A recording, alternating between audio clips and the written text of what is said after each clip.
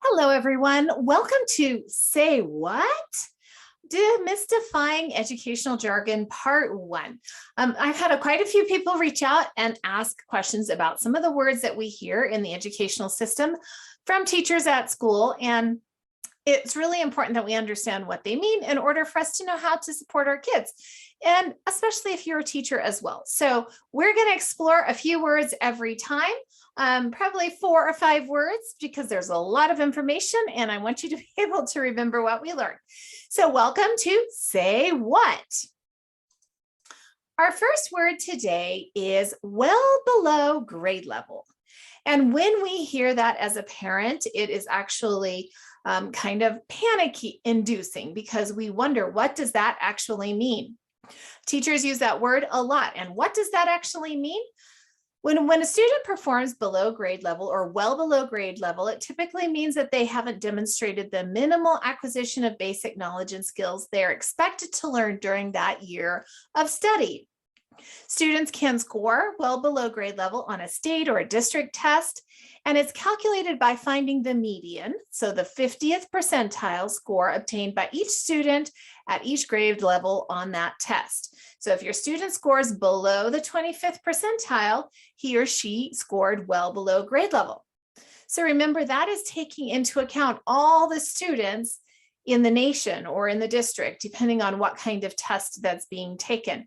How does your student compare to them in that? And the same will hold true for our next one. What does it mean if my student is below grade level? So by the same token, below grade level means that the student hasn't demonstrated acquisition of all the basic knowledge skills. So they have a few of them, but not all of them, that they are expected to learn during that year of study. Again, your student can score below grade level on a state or district test or assessment, and it's calculated by finding the median, again, the 50th percentile.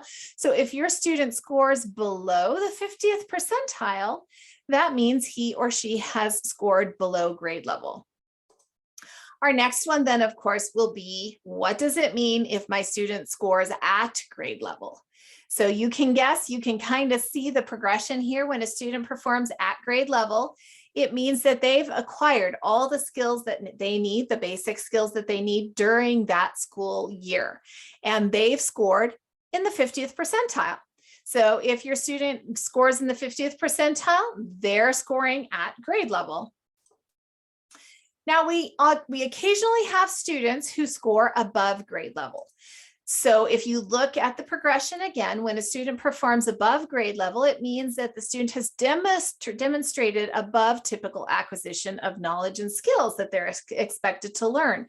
So if your student scores above the 50th percentile, so remember the 50th percentile is what is considered grade level. If your student scores above 50th percentile, then he or she has scored above grade level. Now keep in mind that if your student scores in the 51st percentile, that's just barely above grade level. That's different than a student growing, scoring in the 75th percentile, which would be quite a bit above grade level.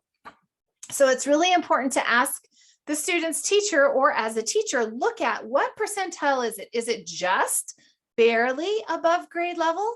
And if so, can we really say that that is above grade level? How much above grade level should it be in order to be assured that the student has truly scored above grade level in that subject? So remember, your student can also score above or below grade level or well below grade level in different subjects. Typically, it's math and language arts. So in language arts, a student might actually score above grade level on an assessment, whereas they struggle with math and maybe they score well below grade level in math. And so just because a student scores above grade level or below grade level or at grade level in a specific subject doesn't mean all the subjects have the same score. So that is another thing that you want to look at. I quickly want to address what GT means. So if you have a student who is gifted and talented, GT would be the abbreviation. Typically, a GT student is defined as a student who has a high degree of mental ability or extraordinary abilities in a specific sphere. And typically, designating a student as GT is really a matter of administrative convenience, unfortunately. Since GT students are often bored or frustrated with peers in a regular class, by designating them, the school then can choose a different way to teach them, to school them.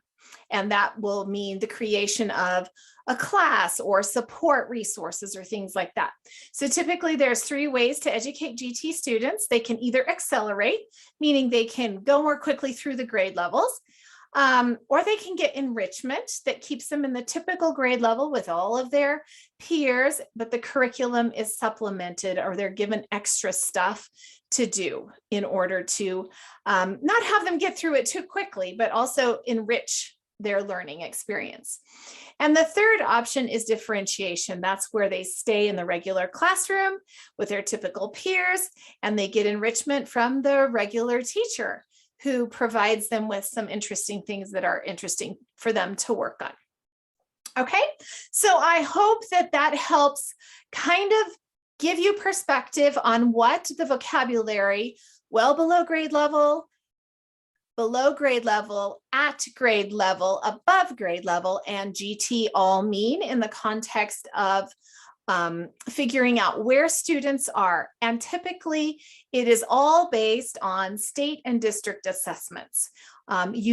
You won't find a designation of GT or a designation of well below grade level given by the homeroom teacher, unless the student has taken an assessment that then compares them to the rest of the students at their grade level in the nation. Okay, so hopefully that clears it up.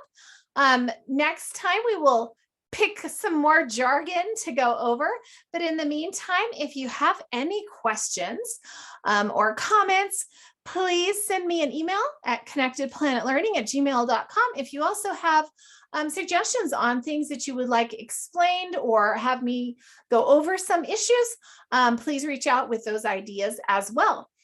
You can also please subscribe and don't forget to check out Connected Planet Learning, our school, if you are interested in free curriculum for your student. Right now we have our pre-KK curriculum available, so check it out. Have a great day. Thank you for spending time with me. I'll see you soon. Bye.